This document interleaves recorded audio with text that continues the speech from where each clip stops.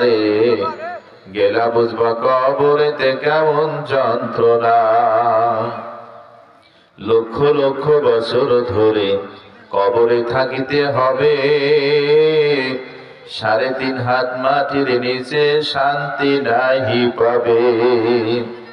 লক্ষ লক্ষ বছর ধরে কবরে থাকিতে হবে, 3.5 হাত মাটির নিচে শান্তি নাহি পাবে।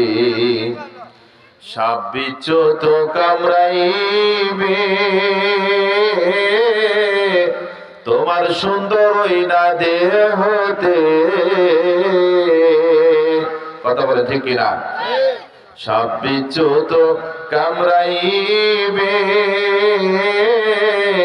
তোমার সুন্দর ওই না দেহতে।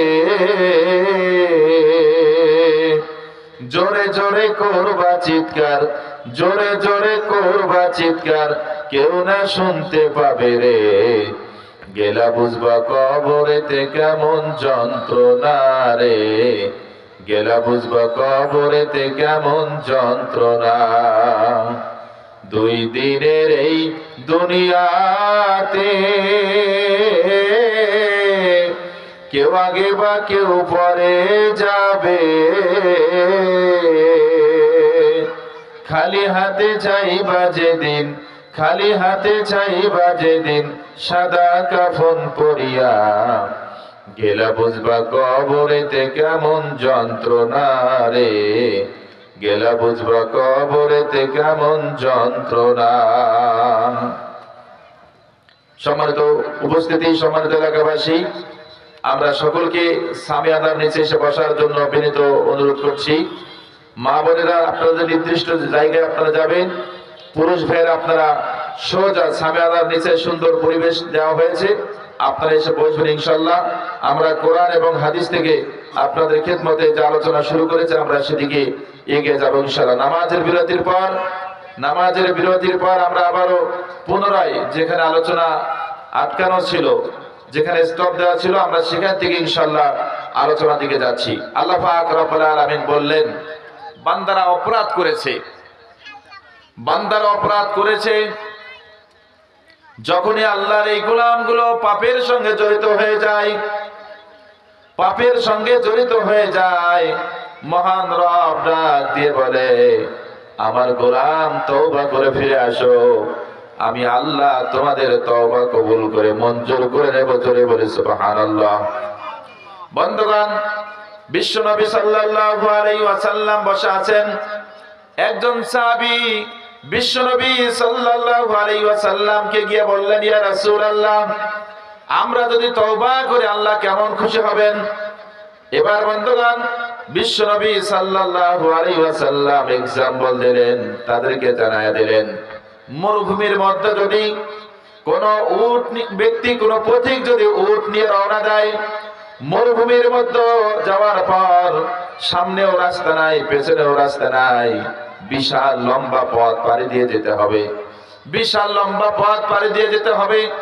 আর এই পথিক যখন মরুভূমির মধ্যে মাঝামাঝি যাবেন, ক্লান্ত হয়ে এবার ঘুমিয়ে পড়েছেন, রাস্তা তার হাঁটতে পারছেন না, এমতো অবস্থায়, বন্ধুগণ, এমতো অবস্থায় আল্লাহর এই গোলাম যখন উটকে বেঁধে রেখে ঘুমিয়ে পড়বেন, আবার ঘুমিয়ে পড়ার পর দীর্ঘ ঘুম শেষ করার পর ক্লান্তি দূর হওয়ার পর আল্লাহর এই বান্দা ঘুম থেকে যখন জাগলেন, জাগার পর দেখলেন তার বাঁধা উটটি তার কাছে আর নেই। এই বান্দার উটটি আর কাছে নেই। শুধু উট না থাকলেই সমস্যা নাই, আরো জটিল সমস্যা হলো, যত খাবার ছিল, যত পানি ছিল, সব সরঞ্জামাদি সব কিছু উটের পিঠের মধ্যে ছিল। উট যখন পালিয়ে গিয়েছে, যাওয়ার সঙ্গে সঙ্গে সম্পূর্ণ সরঞ্জামাদি খাবারগুলো সবকিছু নিয়ে উট ভেঙে চলে গিয়েছে। এই লোক একাকী জীবন যাপন করছে, পানির পিপাসায় পানি নাই, ক্ষুধার সময় খাবার নাই, এমন ভাবে তৃষ্ণায় কাতর হয়ে যাচ্ছে, টেনশনে মগ্ন হয়ে যায়। এমন অবস্থায় আল্লাহর বান্দা, ওই বান্দা কতটা কষ্টের মধ্যে থাকে। সাহাবীরা বললেন, ইয়া রাসূলুল্লাহ, অধিক অধিক কষ্টের মধ্যে থাকে, তার টেনশনের শেষ নাই। উট ছাড়া সামনেও যেতে পারবে না, পেছনেও ব্যাগ আসতে পারবে না, খাবার নাই, পানি নাই, সব কিছু নিয়ে উট থেকে গেল। এখন নিরুপায় হয়ে, অসহায় হয়ে এই বান্দা জমিনের মধ্যে সময় অতিবাহিত করছে। কথা বলেন ঠিক কিনা? আল্লাহর নবী বললেন, শুনে নাও ও আমার সাহাবীরা, শুনে নাও।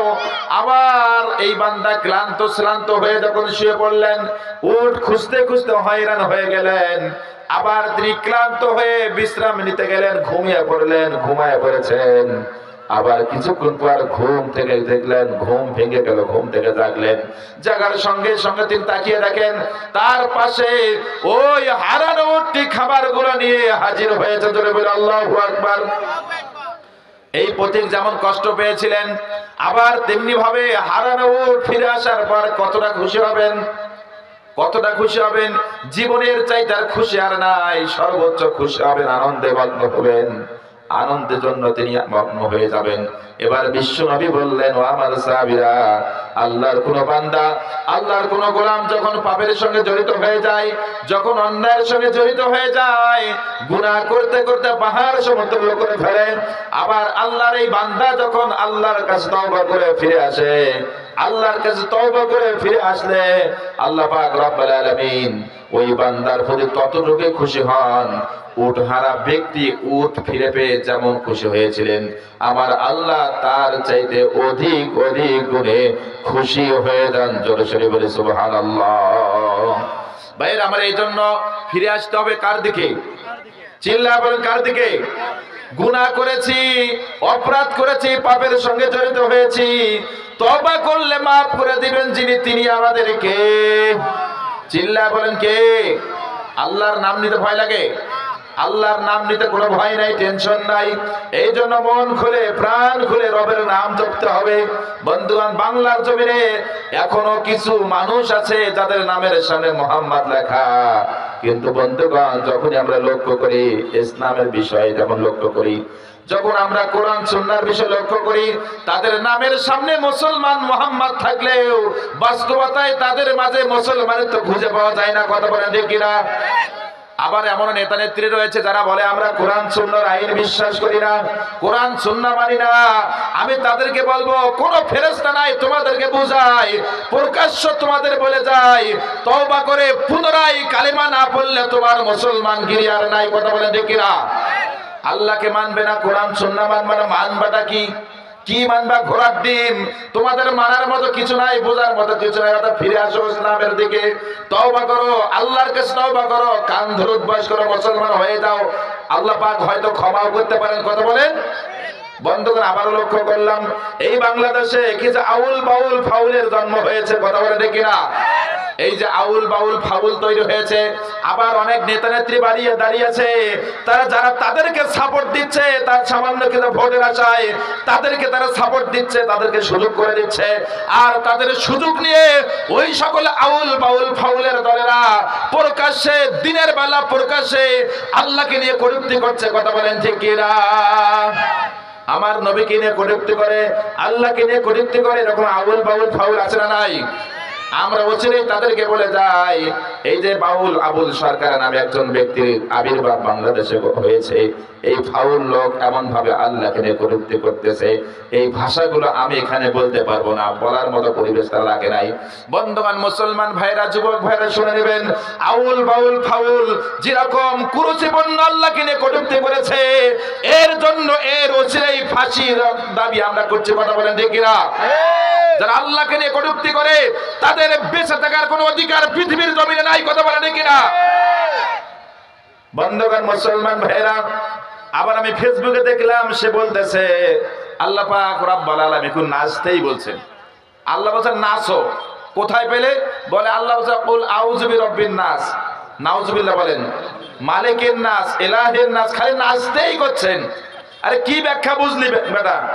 কিচ্ছু বোঝে না, একদম ঘোড়ার ডিম, একদম নাদ্দা, একদম পচা দুর্গন্ধযুক্ত এরকম ফাউল গুলোকে অচিরেই গ্রেফতার করে শাস্তির আওতায় আনতে হবে। কথা বলে ঠিক কিনা?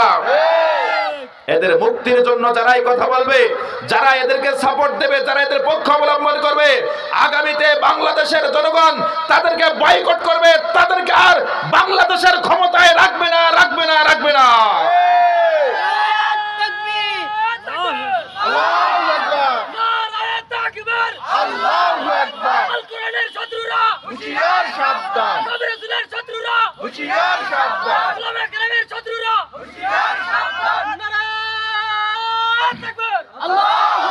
ভাইরা আমার, রাগ করতেছেন? চলবে, চলবে আলোচনা ইনশাআল্লাহ। চলুক, দেখা যাক কতক্ষণ বলা যায়। ইনশাআল্লাহ বলেন। এরপরে আমরা যে বিষয়ে আলোচনা শুরু করে দিয়েছি, সূরা আল ফুরকান। কোন সূরা? সূরা আল ফুরকান ৭০ নং আয়াত। এটা আল্লাহ পাক রব্বুল আলামিন বললেন, ইল্লা মান তাবা ওয়া আমানা ওয়া আমিলা আমালান সলিহান ফাউলাইকা ইউবাদদিলুল্লাহ সাইয়্যাতিহিম হাসানাত ওয়া কানাল্লাহু গফুরুর রহিমা। জোরে বলেন কার কথা? চিল্লা বলেন কার কথা? আল্লাহ পাক রব্বুল আলামিন বললেন, শুনে নাও, তবে তারা ছাড়া যারা তওবা করেছে, ঈমান এনেছে, সৎ কাজ করেছে এবং আল্লাহর পক্ষে যারা অবস্থান নিয়েছে, যারা প্রমাণ করেছে, যারা ইসলামের পক্ষে আছে, এই সকল ব্যক্তিদেরকে ক্ষমা করে দিয়েছেন কে? চিল্লা বলেন কে? আল্লাহ তাদেরকে ক্ষমা করবেন। তবে প্রথম শর্ত আল্লাহ পাক দান করেছেন, আল্লাহ পাক দিলেন ইল্লা মান তাবা। প্রথম শর্ত ইল্লা ব্যতীত, মান তাবা, তওবা করতে হবে, তওবা করে ফিরে আসতে হবে। কার দিকে? চিল্লা বলেন কার দিকে? প্রথম শর্ত দিলেন আল্লাহ, তওবা করতে হবে। এবার তওবার নিয়ম হলো 3টা। জোরে বলেন কয়টা? তওবার নিয়ম 3টা। তওবার নিয়ম দিয়েছেন কে? আল্লাহ পাক বললেন 3টা নিয়ম ফলো করে তওবা করো। এই তওবা মঞ্জুর করে নেওয়ার দায়িত্ব আমি আল্লাহর। এই জন্য ফলো করতে হবে কাকে? চিল্লা বলেন কাকে? আল্লাহকে ফলো করতে হবে। আল্লাহ পাক রব্বুল আলামিন তওবার কথা বললেন। এবার আমরা তওবা করব কিভাবে, সেটাও কোরআনে আছে না নাই? জোরে বলেন আছে না নাই? এবার বলা হলো 3 নিয়মে তোমরা তওবা করো। 1 নাম্বার তওবার নিয়ম হলো, জীবনে যত অপরাধ করেছো অপরাধগুলো তুলে ধরতে হবে। কার কাছে? অপরাধগুলো তুলে ধরতে হবে কার কাছে? বন্ধুগণ, আল্লাহর কাছে তুলে ধরতে হবে। আল্লাহ, আমি অপরাধী, আমি অপরাধ করেছি। এখনো গ্রামগঞ্জ এলাকায় অনেক বাঁকা ঘাড় আছে, যারা ঘাড় বাঁকা করে বলে আমি অপরাধ করার পরে বলে করি নাই। কি বলেন? অপরাধ করেও বলে করি নাই, চুরি করেও বলে চুরি করি নাই, চাঁদাবাজি করেও বলে চাঁদাবাজি করি নাই। আছে না নাই? আল্লাহ পাক বললেন তাদেরকে আমি কখনোই ক্ষমা করব না, যারা পাপ করার পরে স্বীকার করে না। কথা কি বোঝা যায়? বুঝতেছেন? এবার বন্ধুগণ, আসুন তাহলে কথাগুলো শুনুন। বিশ্বনবী সাল্লাল্লাহু আলাইহি ওয়াসাল্লাম মদিনা ইসলামিক স্টেট কায়েম হয়ে যাওয়ার পর সাহাবায়ে কিরামদের নিয়ে বসে আছেন। এমত অবস্থায় আল্লাহর একজন গোলাম চলে আসলেন। আল্লাহর একজন গোলাম চলে আসলেন। আসার পর বন্ধুগণ বিশ্বনবীর সামনে হাজির হলেন। বিশ্বনবীকে ডাক দিয়ে বলতেছেন, ইয়া রাসূলুল্লাহ, আমি তো অন্যায় করেছি। বলে, কি অন্যায় করেছো? এই পাপিষ্ঠ বান্দা বলতেছেন, আমি জিনা করেছি। জোরে বলেন, কি করেছি? জিনা করেছি। এবার বন্ধুগণ বিশ্বনবী সাল্লাল্লাহু আলাইহি ওয়াসাল্লাম মুখখানা ফিরিয়ে নিলেন।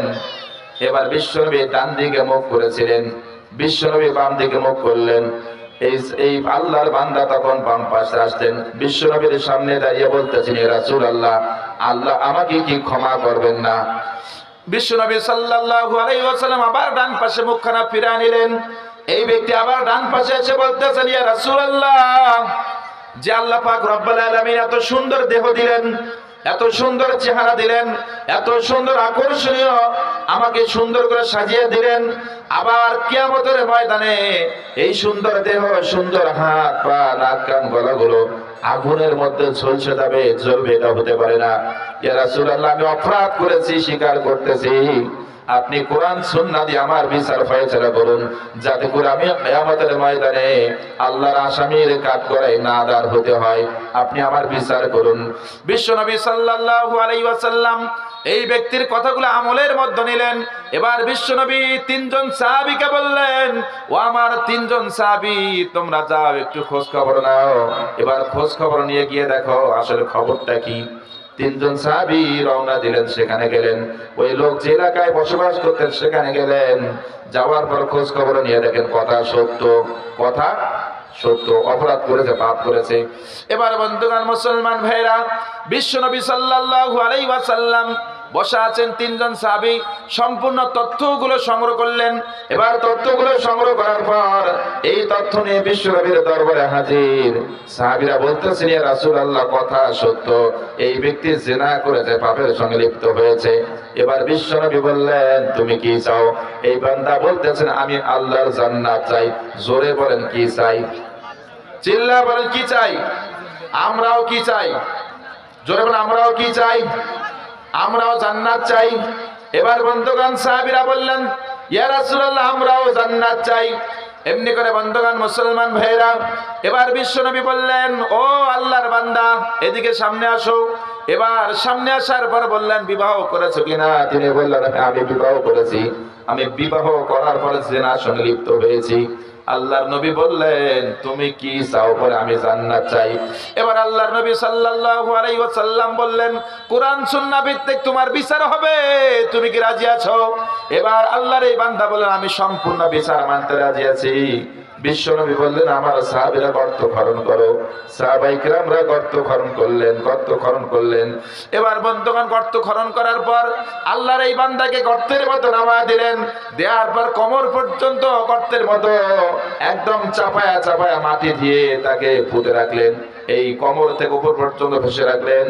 বিশ্বনবী সাহাবীদেরকে বললেন, ও আমার সাহাবীরা, তোমরা যার যত শক্তি আছে সম্পূর্ণ শক্তি প্রয়োগ করে আল্লাহর এই বান্দাকে তোমরা পাথর দিয়ে হত্যা করে ফেলো। বন্ধুগণ, কোরআন সুন্নাহর আইন এটা, কোরআন সুন্নাহর আইন এটা। আজকে বাংলাদেশে ধর্ষণ আছে না নাই? জেনা আছে না নাই? আমরা অনেক চেষ্টা করি বন্ধ করার জন্য, কিন্তু বন্ধ হচ্ছে না, হবে না। বন্ধ হচ্ছে না, হবে না। যতক্ষণ না পর্যন্ত কোরআন সুন্নাহ দিয়ে বিচার ফয়সালা হবে, ততক্ষণ পর্যন্ত জেনা অত্যাচার বন্ধ করা সম্ভব। এজন্য বন্ধুগণ, এই সমাজ থেকে আমরা সোনার সমাজ বানাইতে চাই। এই সমাজ থেকে আমরা ইসলামী সমাজ করতে চাই। এই সমাজ থেকে আমরা পরিপূর্ণ বিশ্বনবীর যুগে যেরকম ইনসাফ ভিত্তিক সমাজ ছিল, তেমনি সমাজ আমরা কায়েম করতে চাই। এই জন্য প্রথম শর্ত হলো, এই সমাজের মধ্যে কোরআন সুন্নাহর আইন প্রতিষ্ঠা করতে হবে। কথা বলেন ঠিক কিনা? কোরআন সুন্নাহর আইনের বিকল্প কোনোভাবে, কোনোভাবে এই সমাজ থেকে জেনা আপনি বন্ধ করতে পারবেন না। চাঁদাবাজি, ধান্দাবাজি, মাসনাই বন্ধ করতে পারবেন না। ওসিরাই বাংলার জমিনে কোরআন সুন্নাহর আইন প্রতিষ্ঠা করার প্রয়োজন আছে না নাই? কারা কারা চান কোরআন সুন্নাহর আইন প্রতিষ্ঠিত হোক? একটু দুহাত জোরে আল্লাহকে দেখান, লিল্লাহে তাকবীর, লিল্লাহে তাকবীর। হাত নিচু করেন। আমরা কোরআন সুন্নাহর পক্ষে। কথা বলেন। আমরা কোরআন আছে যেখানে আমরা আছি, ইসলাম আছে যেখানে আমরা আছি। আরে নামাজ আছে যে দলে আমরা আছি, নামাজ নাই যে দলে আমরা নাই, সে দলে। কথা ক্লিয়ার? কথা ক্লিয়ার? যেখানে নামাজের কর্মসূচি নাই, ইসলামের কর্মসূচি নাই, যেখানে কোরআন তেলাওয়াতের কর্মসূচি নাই, ওইখানে কোন মুসলমান থাকতে পারে? চিল্লা বলেন, পারে? বন্ধুগণ, এই জন্য মুসলমান ভাইরা সামনে আসি, আমরা সামনে এগিয়ে যাই। বিশ্বনবী সাল্লাল্লাহু আলাইহি ওয়াসাল্লাম ওই সাহাবীকে কোমর পর্যন্ত পুঁতে ফেললেন। এরপরে সাহাবীদেরকে বললেন, পাথর নিক্ষেপ করো। এবার সাহাবায়ে কেরামরা দূর থেকে পাথর মেরে মেরে এই আল্লাহর এই বান্দার শরীর থেকে ঝলসে দিচ্ছে। একজন আল্লাহর সাহাবী, আল্লাহর নবীর সাহাবী পাথর নিক্ষেপ করার জন্য কাছাকাছি গিয়েছেন। আবার যখনই তিনি কাছে গেলেন, দূর থেকে আরেকজন সাহাবী পাথর নিক্ষেপ করেছেন। পাথরখানা ওই বেঈমানের শরীরের মধ্যে লেগেছে। এবার লাগার সঙ্গে সঙ্গে শরীরটা ফেটে ফিনকি দিয়ে রক্ত বেরিয়ে এসেছে। এই রক্তগুলো আল্লাহর নবীর সাহাবীর শরীরের মধ্যে লেগেছে। যখন এই শরীরের মধ্যে রক্ত লেগেছে, লাগার সঙ্গে সঙ্গে তিনি আহ শব্দটি বলে ফেললেন। বন্ধুগণ মুসলমান ভাইরা, যখনই আহ শব্দটি বলে উঠলেন, বিশ্বনবী লক্ষ্য করলেন তার মুখের ভাষারা, তার দেহের ভঙ্গিরও লক্ষ্য করলেন, একটু ব্যঙ্গ করেছেন। আল্লাহর নবী বললেন, ও আমার সাহাবী এদিকে আসো, কাছে ডেকে নিলেন। এবার বলতেছেন, তুমি কেন আহ শব্দটি করলে, কারণটা কি?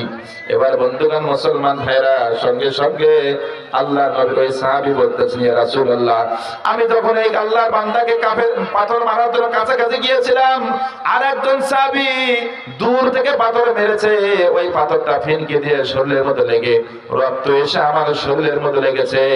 আহারে, কাফের একজন জিনাখোর ব্যভিচারী রক্ত আমার শরীরে লাগলো, এজন্য আমি আহ শব্দটি করেছি।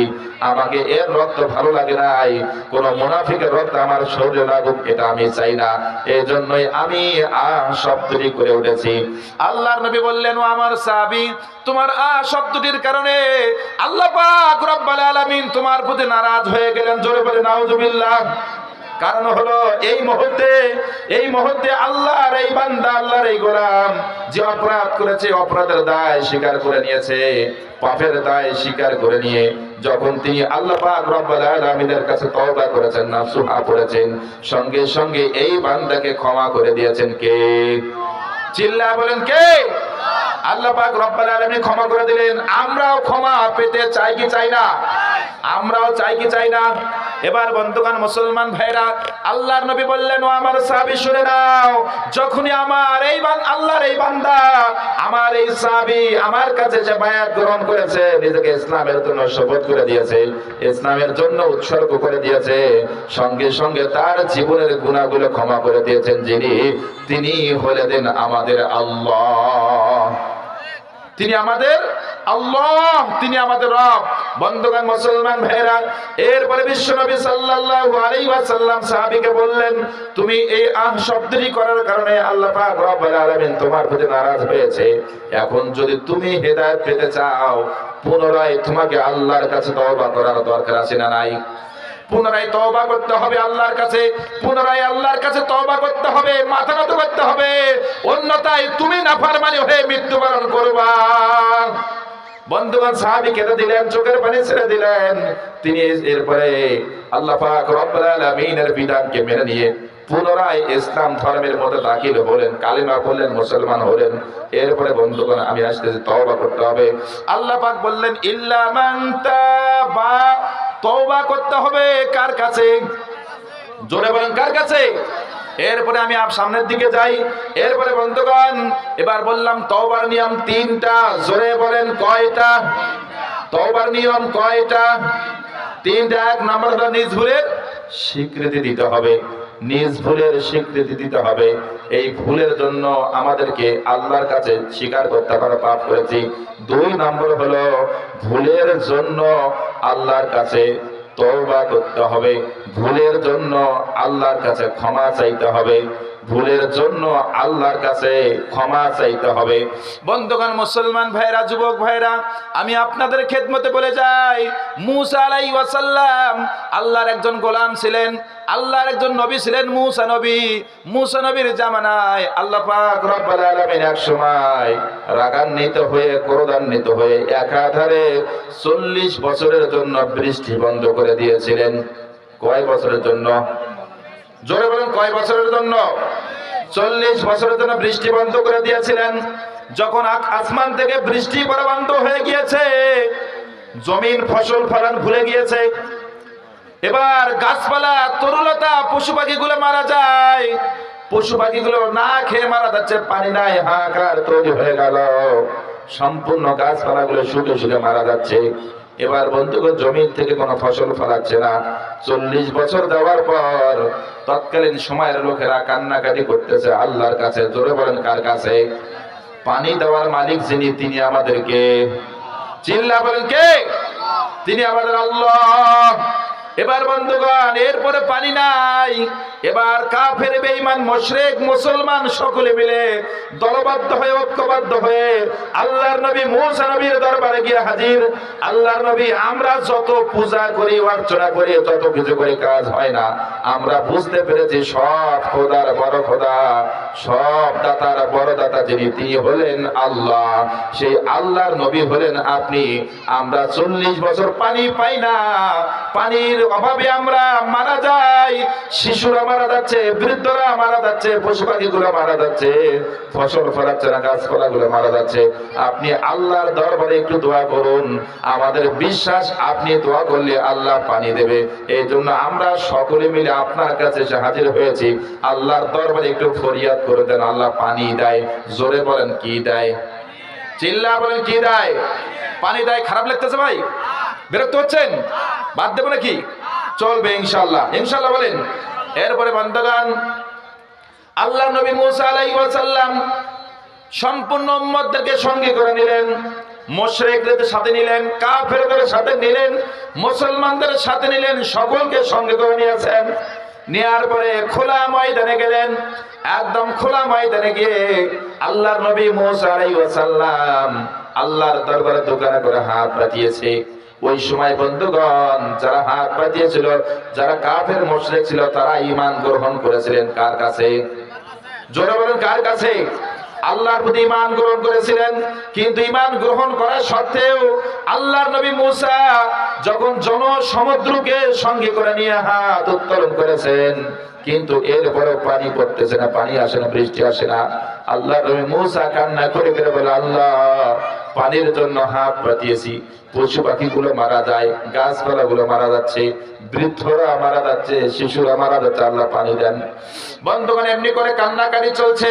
এমত অবস্থা আল্লাহ পাক রব্বুল আলামিন জিবরাইল আমিন আলাইহিস সালামকে পাঠিয়ে দিলেন, ও জিবরাইল জলদি করে চলে যাও, জলদি করে চলে যাও, আমার নবী মুসাকে জানায় দাও আল্লাহ পাক রব্বুল আলামিন পানি দেবে না ততক্ষণ ওই মজলিসের মধ্যে একজন নাফরমান আছে, যিনি একাধারে 40 বছর আমার সঙ্গে নাফরমানি করেছে। পানি দেব না ততক্ষণ, নাফরমান মজলিস ছাড়বে না যতক্ষণ। অতএব এই নাফরমান বান্দাকে মজলিস থেকে তাড়িয়ে দাও। দেওয়ার সঙ্গে সঙ্গে দোয়া কবুল করে দিয়ে আমি বৃষ্টির ব্যবস্থা করে দেব। জোরে বলি আল্লাহু আকবার। মুসা আলাইহিস সালামকে জানায় দিলেন। আল্লাহর নবী মুসা আল্লাহকে ডাক দেব, আল্লাহ এই যে বিশাল জনসমুদ্র, লক্ষ লক্ষ মানুষকে নিয়ে হাত পাতিয়েছি, আল্লাহ জানি না এই লক্ষ লক্ষ মানুষের মধ্যে কে আপনার সঙ্গে নাফরমানি করে, আমি তো জানি না। আর আমি কেমনে তাকে বেঁচে বের করবো, কেমনে তাকে বলবো? আল্লাহ পাক রব্বুল আলামিন মুসা নবীকে বললেন, ও মুসা টেনশন করো না, আমার পক্ষ থেকে বার্তা ঘোষণা করে দাও, উঁচু জায়গায় দাঁড়িয়ে ঘোষণা দিয়ে দাও। তোমার ঘোষণা সমস্ত মানুষের কানে কানে পৌঁছানোর দায়িত্ব যার, তিনি হলেন আমাদের আল্লাহ। আমি কানে কানে পৌঁছায় দেব। এমনি করে বলার পর মুসলমান ভাইরা, যুবক ভাইরা একটু মগজ লাগান, কথাগুলো বুঝে নেন। এবার বন্ধুগণ আল্লাহর নবী মুসা আলাইহিস সালাম, আল্লাহর পয়গম্বর মুসা আলাইহিস সালাম বিশাল জনসমুদ্রের সামনে দাঁড়ালেন, উঁচু জায়গায় দাঁড়িয়ে গেলেন। দাঁড়িয়ে ঘোষণা দিচ্ছেন, কে আছো ওহে, কে আছো একাধারে 40 বছর ধরে আল্লাহর সঙ্গে নাফরমানি করো, আল্লাহর সঙ্গে বেঈমানি করে আসতেছো, এই মুহূর্তে মজলিস ত্যাগ করে চলে যাও, এই মুহূর্তে মজলিস ত্যাগ করে চলে যাও, অন্যথায় তোমার প্রতি রাগান্বিত আল্লাহ হয়েছেন। এই রাগের কারণে আল্লাহ পাক বৃষ্টি দিচ্ছেন না, আগামীতেও বৃষ্টি দেবে না। যদি জনগণকে বাঁচাইতে চাও বা যদি ভালো চাও, এই মুহূর্তে মজলিস ত্যাগ করে তুমি বের হয়ে চলে যাও। মুসা আলাইহিস সালাম উঁচু জায়গায় দাঁড়িয়ে এরকম ঘোষণা দিলেন। সঙ্গে সঙ্গে মুসা নবীর মুখের বক্তব্যটি, মুখের কথাগুলো সমস্ত মানুষের কানের মধ্যে পৌঁছে দিলেন কে? জোরে বলেন কে? আল্লাহ পাক পৌঁছে দিলেন। যিনি 40 বছর ধরে নাফরমানি করে তারও কানের মধ্যে পৌঁছে দিলেন স্বয়ং আল্লাহ। আল্লাহর এই গোলাম নাফরমান বান্দা তিনি বুঝতে পারেন, আরে আমি তো সেই ব্যক্তি। তিনি বুঝতে পেরেছেন, আমি তো সেই ব্যক্তি, আমি তো নাফরমানি করেছি, পাপ করেছি। আমরা জীবনে যতগুলো পাপ করেছি মোটামুটি স্মরণ আছে না নাই? সব কয়টা করেছেন কি স্মরণ আছে? কয়টা ভালো কাজ করেছেন মনে নাই, কিন্তু অপরাধ কয়টা করেছেন সব মনে রেখে দিয়েছেন কে? আল্লাহ পাক সব তথ্যগুলো আপনাকে আমাকে দিয়েছে। আমার মুসলমান ভাইরা, যুবক ভাইয়ের জন্য খেয়াল রাখতে হবে। আল্লাহ পাক আমাদেরকে ভালোবাসেন, মহব্বত করেন, আমাদেরকে পছন্দ করেন, আমাদেরকে সাপোর্ট দেন। এই জন্য বন্ধুগণ, মুসলমান ভাইরা, যুবক ভাইরা, এবার এই নাফরমান বান্দা, আল্লাহর এই নাফরমান বান্দার কানের মধ্যে যখন আওয়াজটা চলে গেল, আল্লাহর এই গোলাম বলতেছেন, আমি তো সেই ব্যক্তি আল্লাহর সঙ্গে নাফরমানি করেছি, পাপের সঙ্গে লিপ্ত হয়েছি। এখন আমার কাজ হলো এখান থেকে বেরিয়ে যাওয়া। কিন্তু আমি যদি এখান থেকে বেরিয়ে যাই, এখান থেকে যদি আমি সাইড ফিরে চলে যাই, জনগণ আমারে দেখবে, চিনবে, আগামীকাল আমারে সকলেই বলবে এই হলো সেই বান্দা, এর জন্য 40 বছর আল্লাহ জমিনের মতো পানি দেয় নাই। বিষয়টা বড়ই খারাপ হয়ে যাবে। আবার চিন্তা করতেছে, যদি আমি এখান থেকে চলে না যাই, এখান থেকে আমি যদি বের হয়ে না যাই, আল্লাহ তো বৃষ্টিও দেবেন না। এখন থাকবো না যাবো, গেলে আমি লজ্জা পাবো, আর থাকলে বৃষ্টি হবে না। কোন দিকে যায়, টেনশনের মধ্যে পড়ে গেলেন। টেনশন করতেছেন। আল্লাহর এই গোলাম বারবার টেনশন করতেছেন, আমি যদি বের হয়ে যাই, জনগণ আমারে চিনে ফেলবে, আমারে খারাপ বলবে, আর যদি থেকে যায় বৃষ্টি দেবে না, কি করা যায়? এরপরে বন্ধুগণ, আল্লাহর এই গোলাম, আল্লাহর এই নাফরমান বান্দা স্বয়ং আল্লাহ রাব্বুল আলামিনকে ডেকে বসলেন, আল্লাহকে ডাক দিয়ে বলতেছেন, আল্লাহ, দীর্ঘ 40 বছর হয় আমি নাফরমানি করেছি, পাপের সঙ্গে লিপ্ত হয়েছি। দুনিয়ার কেউ জানে নাই, একমাত্র আপনি জেনেছেন। আল্লাহ, যেহেতু আমার পাপের খবর কারো জানা নাই, কেউ আমাকে পাপিষ্ঠ হিসেবে চেনেও না, জানেও না। রব্বুল আলামিন, আপনার কাছে ফরিয়াদ জানাই, তওবাতুন নাসুহা বললাম, নিজ ভুলে স্বীকৃতি দিলাম, এবং আমি দ্বিতীয়বার ভুল করব না ওয়াদা করলাম। এমনি ভাবে ওয়াদা করলাম আল্লাহ, আজকে এই বিশাল জনসমুদ্রে আমি ওয়াদাবদ্ধ হয়ে গেলাম, আল্লাহ, জীবনে আর পাপ করব না। পাপের জন্য আপনাকে জানান দিলাম, আল্লাহ রাব্বুল আলামিন, আপনি আমাকে বিশাল সমুদ্রের মধ্যে থেকে ক্ষমা করিয়া দেন। আল্লাহ, যদি বেরিয়ে যায় লজ্জা পাবো। আল্লাহ, 40 বছর আপনি আমাকে হেফাজত করেছেন, আমার পাপের খবর কাউকে জানান দেন নাই। আল্লাহ, আপনার কাছে ফরিয়াদ, আজকেও আমার পাপের বিষয়ে কাউকে জানান দেবেন না। নাসুহা তওবা করলেন, খাস করে তওবা করলেন, একদম আল্লাহর কাছে তওবা করে বসলেন। আল্লাহ পাক রব্বুল আলামিন এই গোলামের তওবাগুলো মঞ্জুর করে নিয়েছেন। মুহূর্তের মধ্যে পূর্ব আকাশে মেঘের ঘন ঘটা বেজে গেল, আবার আকাশ গুরু গুরু করে ডাক দিচ্ছেন, আকাশের ডাক পাওয়ার সঙ্গে সঙ্গে মূসা নবীর অন্তরের মধ্যে স্বস্তি দিলেন, তিনি হলেন আমাদের আল্লাহ। একটুবার বন্ধুগণ, কিছুক্ষণের মধ্যে বৃষ্টি শুরু হয়ে গেল, মুষলধারে বৃষ্টি শুরু হয়ে গেল। গোটা জমিনকে আল্লাহ পাক রব্বুল আলামিন ভিজা দিলেন। আল্লাহু আকবার। গোটা জমিনকে আল্লাহ পাক ভিজা দিলেন। এবার বন্ধুগণ, বৃষ্টি আসার সঙ্গে সঙ্গে জমিন থেকে ফসল ফলানো শুরু হয়ে গেল, গাছপালাগুলো প্রাণ ফিরে পেল, পশু পাখিগুলো সুন্দর জীবন যাপনের সুযোগ পেয়ে গেল। বন্ধুগণ, মূসা নবী আল্লাহ রাব্বুল আলামিনকে ডাক দিয়ে বললেন, আল্লাহ, আপনি তো ওয়াদা করলেন ওই ব্যক্তিকে বের হয়ে যেতে হবে, কিন্তু এই মজলিস থেকে কেউ বের হলো না, কেউ গেল না, আপনি বৃষ্টি দিলেন কেন, বুঝলাম না। এবার আল্লাহ পাক রব্বুল আলামিন বললেন, মূসা নবী, শুনে নাও, জেনে নাও, 40 বছর বৃষ্টি বন্ধ করেছিলাম যার জন্য, আবার আজকে বৃষ্টি দিলাম তার জন্য। আল্লাহু আকবার। তাহলে বৃষ্টি বন্ধ করেছিলাম যার জন্য, আবার বৃষ্টি দিলাম তার জন্য, এই ঘোষণা দিলেন কে? চিল্লা বলেন কে? আল্লাহর নাম নিতে ভয় লাগে ভাই? কষ্ট হচ্ছে? বিরক্ত হচ্ছেন? ছেড়ে দেব? চলুক কিছুক্ষণ, কি বলেন? আসুক, প্রধান আলোচক চলে এসেছে, অল্প সময়ের মধ্যে মঞ্চে আসবে, আপনাদের খেদমতে সেই মন খুলে প্রাণ খুলে আলোচনা শোনাবেন ইনশাআল্লাহ। আল্লাহ পাক কবুল করুন, জরুরি আল্লাহুম্মা আমিন। ভাইরা আমার, বলতেছিলাম, শুনুন, মনোযোগ দিবেন, কথাগুলো শুনবেন, বোঝার চেষ্টা করবেন। আমার বিশ্বাস আজকের এই মাহফিল আমাদের জীবনের পরিবর্তন আনবে ইনশাআল্লাহ, আমাদের জীবনের পরিবর্তন আনবে। আমি তওবার বিষয়ে কথা বলতেছি। জীবনে অসংখ্য পাপ আমরা করেছি, গুনাহ আমরা করেছি, অসংখ্য অন্যায়ের সঙ্গে লিপ্ত আমরা হয়েছি। আশা করা যায় এখন যদি আপনারা তওবা করে ফিরে আসতে পারেন, আমাদের আল্লাহ ক্ষমা করে দেবেন। কথা বলেন আল্লাহ পাক ক্ষমা করে দেবেন। এই যে ইবাদতের মৌসুম চলতেছে, সব জিনিসের মৌসুম আছে না নাই? বাংলাদেশে কয়টি ঋতু? কয় ঋতু? 6 ঋতুর দেশ।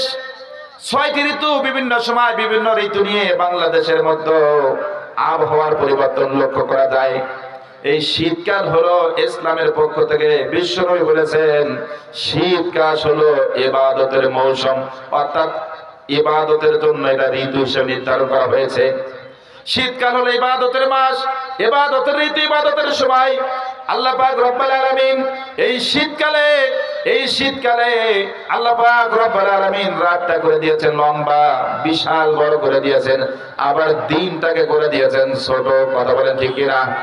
কারণ একটাই, এই শীতকালে রাত বড় করার কারণ হলো রাত জেগে জেগে ইবাদত করার পরিবেশ দিয়েছেন তিনি আমাদেরকে।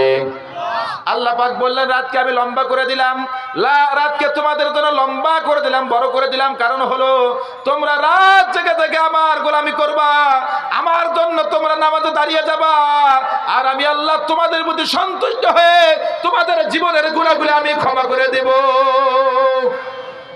এটা হলো আল্লাহর পরিকল্পনা।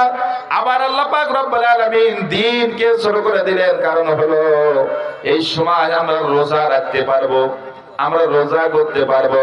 আমরা সকালবেলা ইসরারি খাওয়ার পর লম্বা সময় নয়, সংক্ষিপ্ত সময় হয়, ইফতারের সময় ঘনিয়ে আসে। এই জন্য অল্প সময়ের মধ্যে আমরা সাহারি ইফতারি হয়ে যাবে, সুন্দরভাবে দিনের বেলা রোজা করতে পারবো, রাত্রিবেলা আল্লাহর ইবাদত করতে পারবো। কথা বলেন ঠিক কিনা? এই সিস্টেমটা যিনি দান করলেন তিনি আমাদের আল্লাহ। ওই আল্লাহ আমাদের ভালোবাসেন অনেক অনেক গুণে। আমরা আল্লাহর ভালোবাসার বহির প্রকাশ আমরা মুখে বলে শেষ করতে পারবো না, দেখাইতে পারবো না। আমার মুসলমান ভাইরা, যুবক ভাইরা, আল্লাহ পাক রব্বুল আলামিন আপনাকে আমাকে মহব্বত করেন, ভালোবাসেন। আল্লাহ পাক রব্বুল আলামিন মহব্বত করেন, ভালোবাসেন। তার একটা এক্সাম্পল আমি আপনাদের দিয়ে যাই। একটা এক্সাম্পল, একটু কানগুলো খাড়া করেন খরগোশের মতো, একটু মনোযোগ দেন। আমার মায়েরা মনোযোগ দেন, আমার বাপজানরা মনোযোগ দেন, আমার যুবক ভাইয়ের একটু খেয়াল করেন আল্লাহ পাক কতটা ভালোবাসেন। এই যে শীতকাল, শীতের দিনে আমরা এই পানি দিয়ে আমরা গোসল করতে চাই কি চাই না? চাই না। শীত লাগে, গোসল করতে চাই না। এরপরে বন্ধুগণ, ওযু করতে মন চায় না, কারণ হলো পানিগুলো ঠান্ডা করে দিয়েছেন কে? চিল্লা বলেন কে? পানিগুলোকে ঠান্ডা করে দিয়েছেন আল্লাহ। আবার বন্ধুগণ, আল্লাহ পাকের নিয়ামত দেখেন। আমরা যখন এই যে টিউবওয়েল আছে, আমাদের সবার বাড়ি বাড়ি টিউবওয়েল আছে না নাই? টিউবওয়েল গুলো শীতের দিনে কনকনে শীত, পানিগুলো ঠান্ডা, আবার ঠান্ডা পানি দেখে আমরা ভয় পাই। যখন আপনি শীতের দিনে টিউবওয়েল চাপ দিবেন, সঙ্গে সঙ্গে গরম পানি বের করে দেন কে? শীতের দিনে গরম পানি দেন যিনি, তিনি আমাদেরকে। শীতের দিনে যত টিউবওয়েল চাপেন ততই গরম পানি বের হয়। আবার বন্ধুগণ লক্ষ্য করবেন, এই টিউবওয়েল ওই টিউবওয়েল একই টিউবওয়েল, গরমের দিনে যতই চাপবেন ততই ওই টিউবওয়েল থেকে ঠান্ডা পানি বের করে দেন যিনি, তিনি আমাদেরকে। চিল্লা বলেন কে? বন্ধুগণ, আল্লাহর নিয়ামত দেখেন। শীতের দিনে গরম পানি, গরমের দিনে ঠান্ডা পানি দেন। ওই আল্লাহ কি আজও আছে না নাই? ওই আল্লাহ আজও আছে না নাই? আল্লাহ আমাকে এত সুন্দর করে মহব্বত করে আপনাকে আমাকে ভালোবাসে, মহব্বত করে, পছন্দ করে, সাপোর্ট করে, আমরা কেমনে সেই আল্লাহকে ভুলে যাই, ওই আল্লাহর বিরুদ্ধে আমরা দাঁড়িয়ে যাই, আমাদের বুঝে আসে না। মুসলমান ভাইরা, যুবক ভাইরা, এই জন্য বোঝার জন্য, জানার জন্য বলতেছিলাম। আল্লাহ পাক রব্বুল আলামিন বললেন ইল্লা মান তাবা, তোমরা তওবা করো। কি করো? জোরে বলো, কি করো? আমি দুইটা एग्जांपल দিয়েছি। সাহাবীর কথা বলেছি। মুসা আলাইহিস সালামের জামানায় তওবা করলে আল্লাহ পাক তওবা কবুল করে নেন, তওবা মঞ্জুর করে নেন। আমি এই দুইটা एग्जांपल দিলাম। এরপর আমরা সামনের দিকে যাই। আল্লাহ পাক এরপরে বললেন ওয়া আমানা, তোমরা ঈমান গ্রহণ করো। জোরে বলেন, কি করো? ঈমানের পথে অবিচল থেকে আমার মরণ যেন হয়। জোরে বলে আল্লাহুম্মা আমিন। তোমারই কাছে মিনতি আমার, তোমারই কাছে মিনতি আমার, মহামহিম দয়াময় ইমানের পথে অবিচল থেকে আমার মরণ যেন হয়। জোরে বলে আল্লাহুম্মা আমিন। এই জন্য ঈমান গ্রহণের কথা যিনি বললেন তিনি আমাদের আল্লাহ। ঈমান আনতে হবে এক আল্লাহর প্রতি, এক আল্লাহর প্রতি ঈমান রাখতে হবে। অন্য কোনো ব্যক্তি, বস্তু, দল, মত কারো প্রতি আস্থা এবং বিশ্বাস রাখা যায় না। কথা বলেন ঠিক কিনা? বন্ধুগণ, ক্ষুধার সময় অন্ন দেন যিনি তিনি কে? শীতের সময় বস্ত্র দেন যিনি তিনি কে? সব সমস্যার সমাধান করে দেন যিনি তিনি হলেন আমাদের আল্লাহ। ওই আল্লাহকে বাদ দিয়ে কোথায় যাচ্ছ, কোথায় দৌড়াচ্ছ, কোথায় পালাচ্ছ? আল্লাহ মুহূর্তের মধ্যে তোমাকে খপ করে ধরবে। বাঁচার জায়গা পাইবা না, পালানোর জায়গা পারবে না। আল্লাহ পাক রব্বুল আলামিন বললেন, কুলিন্নাল মাউতাল্লাযী তাফিররু মিনহু ফাইন্নাহু মুলাকিকুম। যাচ্ছ কোথায়, পালাচ্ছ কোথায়, যেখানে যাও না কেন মালাকুল মাউত তোমাকে গ্রাস করবেই, ধরবেই। মালাকুল মাউতের সঙ্গে তোমাকে মোলাকাত করতেই হবে। কথা বলে ঠিক কিনা? এই জন্য বন্ধুগণ, দৌড়ায় লাভ নাই, দৌড়ায় লাভ নাই, পালায় লাভ নাই। ফিরে আসতে হবে আল্লাহর দিকে, তওবা করে ফিরে আসতে হবে যার দিকে, তিনি আমাদের আল্লাহ। আমরা আল্লাহ পাক রব্বুল আলামিনকে ভালোবাসি, বিশ্বাস করি। আমার মুসলমান ভাইরা, যুবক ভাইরা সামনের দিকে যাই। আমানা বিল্লাহ, ঈমান আনতে হবে আল্লাহর প্রতি, বিশ্বাস রাখতে হবে আল্লাহর প্রতি, তাকওয়া অর্জন করতে হবে আল্লাহর প্রতি। সাহাবায়ে কেরামরা বিশ্বাস রেখেছিলেন, ঈমান নিয়ে এসেছিলেন। বন্ধুগণ, কেমন বিশ্বাস, কেমন ঈমান! আমরাও মুসলমান, সাহাবীরাও ছিলেন মুসলমান। আজকে আমরা একটা হয়ে আসার সঙ্গে সঙ্গে ইসলাম থেকে মানে খারিজ হয়ে পালাই। কথা বলেন ঠিক না? আমরা আজকে মিম্বারির লোভ সামলাইতে পারি না। মিম্বারি তো দূরের কথা, আমরা 10 কেজি চালের লোভে, টিসিবির পণ্যের লোভে আমরা ঈমান বিক্রি করে দেই। এরকম মুনাফিক মার্কা মুসলমান আছে না নাই? জোরে বলেন আছে না নাই? বন্ধুগণ, এগুলো বললে সময় চলে যাবে, লম্বা সময় আমার নাই, অল্প সময় আমাকে কথা বলতে হবে, সময় শেষের দিকে চলে যাচ্ছে। এখন একটু মনোযোগ দেন। আল্লাহর নবীর একজন সাহাবী ছিলেন, নাম ছিলেন আসওয়াদ বিন গালিব। জোরে বলেন কি নাম? আসওয়াদ বিন গালিব। একটু সংক্ষেপে বলি কথাটা। আসওয়াদ বিন গালিব বিশ্বনবীর সাহাবী ছিলেন।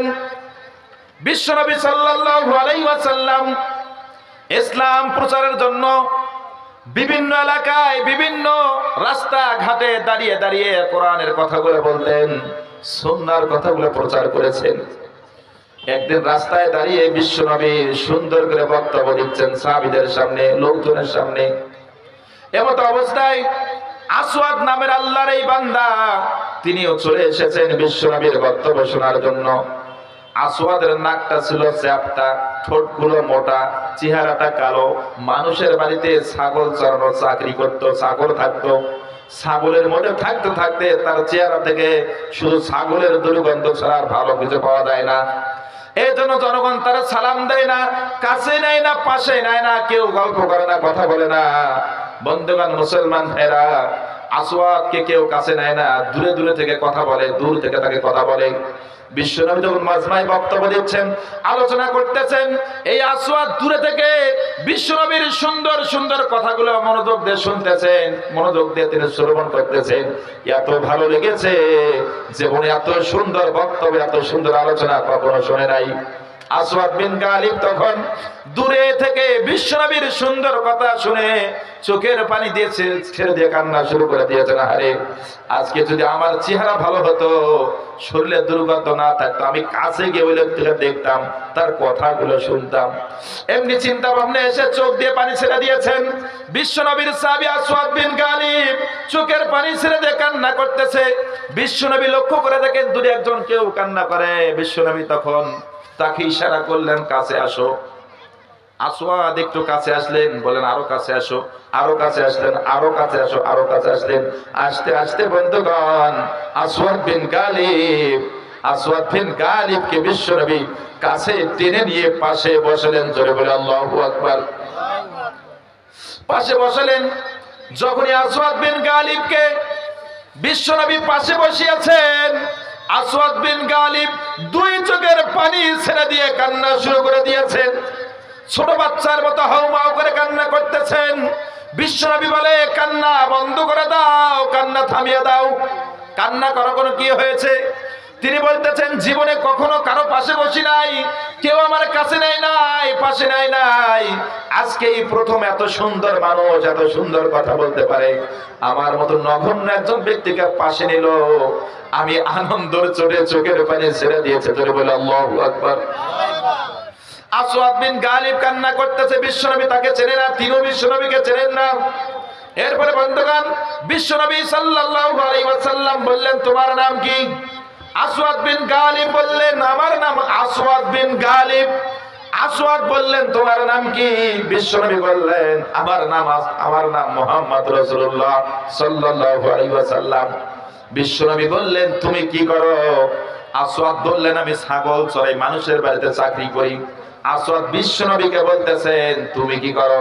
বিশ্বনবী বললেন, আমি মানুষের ঈমানের খেদমত করি। জোরে বলে আল্লাহু আকবার। আমি মানুষের ঈমানের খেদমত করি। এবার বিশ্বনবী বললেন, ঈমানের খেদমত করি। আসওয়াদ বললেন, সেটা আবার কি? আমি ছাগল চড়াই, সবাই বোঝে, আপনারটা তো বুঝি না। বিশ্বনবী বললেন, আমি মানুষকে জাহান্নাম থেকে বাঁচাই, আমি মানুষকে আযাব থেকে নাজাত দেই, আমি মানুষদেরকে অসৎ পথ থেকে সৎ পথে নিয়ে আসি, এটাই হলো আমার কাজ। আসওয়াদ বললেন, এটা করলে হবে, এটা কি? বিশ্বনবী তখন তাকে জান্নাতের বর্ণনা দিলেন, জাহান্নামের বর্ণনা শোনালেন।